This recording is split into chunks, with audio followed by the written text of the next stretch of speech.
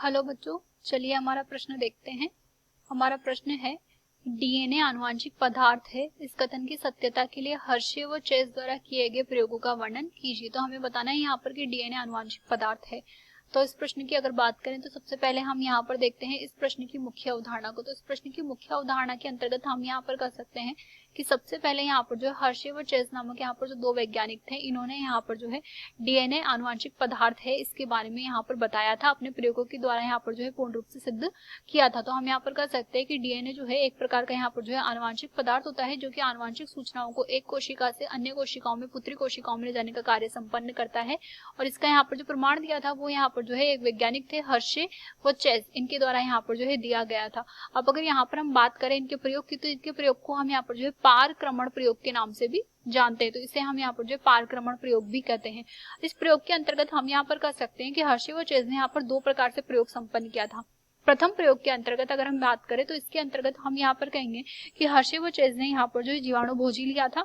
और ये जो जीवाणुभोजी लिया था, हम जानते हैं कि जीवाणुभोजी जो होते हैं उनका जो बाह्य आवरण होता है उसमें यहाँ पर जो है सल्फर पाया जाता है। तो इसमें जो सल्फर यहाँ पर लिया था, इसकी अगर बात करें तो ये यहाँ पर जो है विकिरण सक्रिय प्रकार का था। तो विकिरण सक्रिय सल्फर यहाँ पर लिया गया था।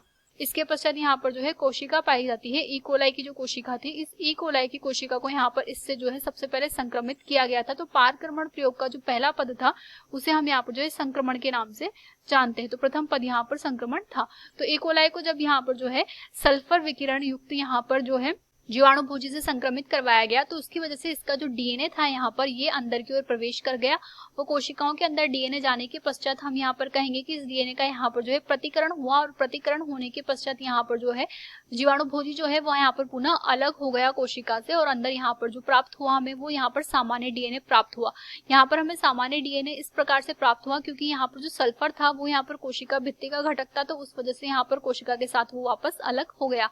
तो इस प्रक्रिया में हम यहाँ पर कहेंगे कि जो पहला पद था वो यहाँ पर संक्रमण था, जो दूसरा पद था वो यहाँ पर जो है डीएनए के अंदर जाने के पश्चात यहाँ पर अनावरण की क्रिया संपन्न हुई, और जो तीसरा पद था उसे हम यहाँ पर अपकेंद्रीकरण के नाम से जानते हैं, क्योंकि यहाँ पर इसे अलग करने के लिए यहाँ पर जो क्रिया की जाती है उसमें यहाँ पर अपकेंद्रीकरण का इस्तेमाल किया जाता है।